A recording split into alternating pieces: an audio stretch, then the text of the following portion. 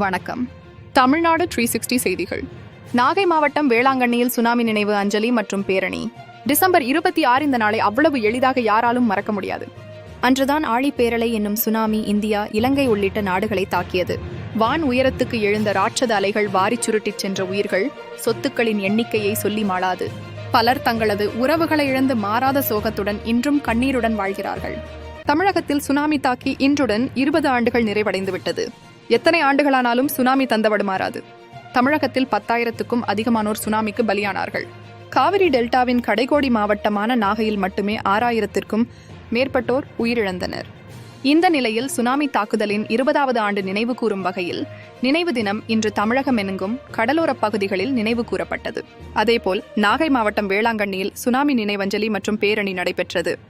இந்நிகழ்ச்சியில் வேளாங்கண்ணி பேராலய அதிபர் இருதயராஜ் தலைமையில் நடைபெற்ற அஞ்சலியில் வேளாங்கண்ணி பங்கு தந்தை அற்புதராஜ், இதர பங்கு தந்தைகள், கன்னியாஸ்திரிகள், பொதுமக்கள், வணிகர்கள் 500க்கும் மேற்பட்டோர் கலந்து கொண்டு கருப்பு பேட்ச் அணிந்து பேரணியாக சென்றனர். நிகழ்ச்சி மனதை நெகிழும் வகையில் இருந்தது. தமிழ்நாடு 360 செய்திக்காக நாகையிலிருந்து செய்தியாளர் மாரிதாஸ்.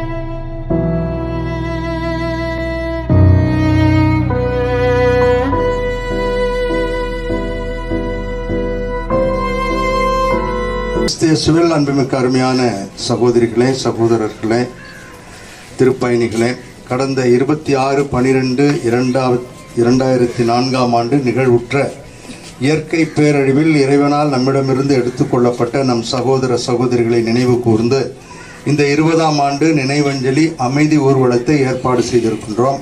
ஒரு பெய்தாலும் பரவாயில்லை, எவ்வளோ பெய்தாலும் மழை பெய்தால் நாம் தாக்கு பிடிச்சிடலாம். ஆனால் அந்த மழையோடு சேர்த்து காற்றோ புயலோ வேண்டாம் என்று ஆண்டவரிடம் அக்டோபர் மாதம் ஆரம்பித்ததிலிருந்து ஜனவரி ஆரம்பிக்கின்ற வரை சிறப்பாக ஜெபிக்கிறோம். ஆகவே மழை எவ்வளவு வேண்டுமானாலும் தரட்டும், சமாளித்து விடலாம். ஆனால் அதோடு சேர்ந்த காற்றோ புயலோ வேண்டாம் என்று நீங்கள் இப்பொழுது மட்டுமல்ல எல்லா ஆண்டுகளும் ஜெபிக்க உங்களை அன்போடு கேட்டுக்கொள்கிறோம். இந்த ஊர்வலத்தில் உங்கள் அனைவருடைய பங்கேற்பும் இருக்க அன்போடு உங்களை அழைக்கின்றேன். இறப்பு உறுதி என்றாலும்